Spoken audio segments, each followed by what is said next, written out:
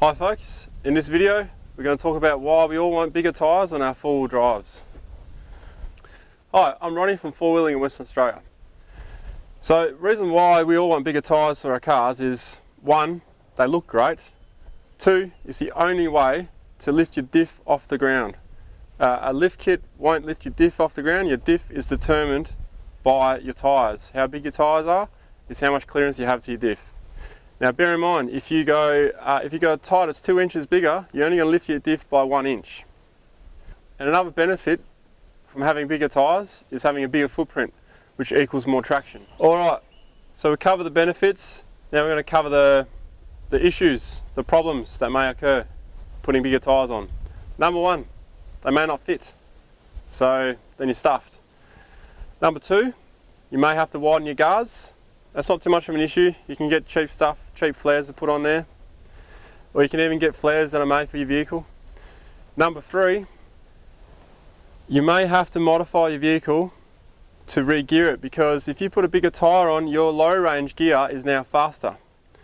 Your wheels are rotating faster. So if you were on the limit of your first gear low crawling down a hill, it was just perfect, well now it's going to be out. Might not be too bad, but if you jump from a 31 to a 35, then that issue can be quite severe. You may need re-gearing. Another thing you may need to consider is your fuel cost. I'd say it'll be about the same as if you add a roof rack to your car.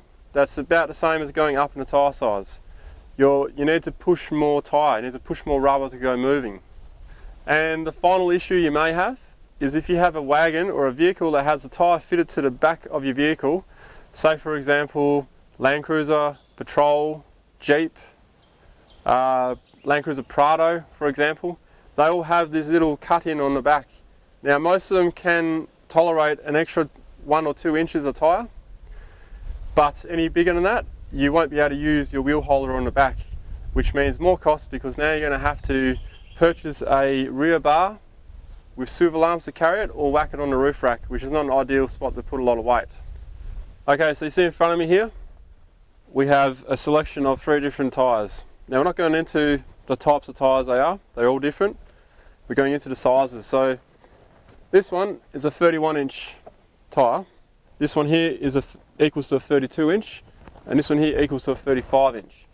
Now if your vehicle starts with 31s, you should definitely be able to, most cases, fit a 32 or a 33. Now 33 is slightly bigger than these.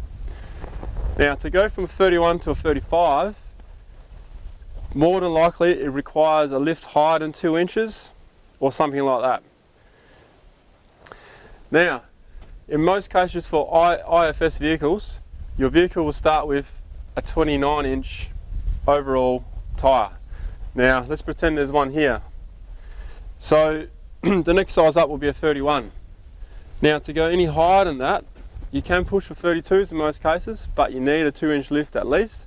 33 inches can happen, but depending on your vehicle you may have to massage your guards a bit, maybe do a bit of cutting, and maybe even cut into some structural stuff, which I would definitely not recommend, because if you get pulled over then you're in strife.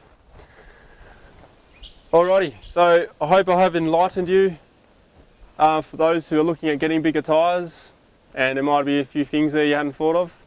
Now don't let that discourage you from getting bigger tyres. Just make sure you're within the limit of what your car can tolerate and what your pocket can tolerate, and you will get massive benefits from it. Because remember, the only way to lift your diff is with a bigger tyre. So just don't increase it too much and you'll be fine. Alright, thanks for watching. You know where to find us on fourwheelinginwesternaustralia.com, and please don't forget to subscribe. Also you can find us on Facebook and Google+. I'll catch you out there. See ya.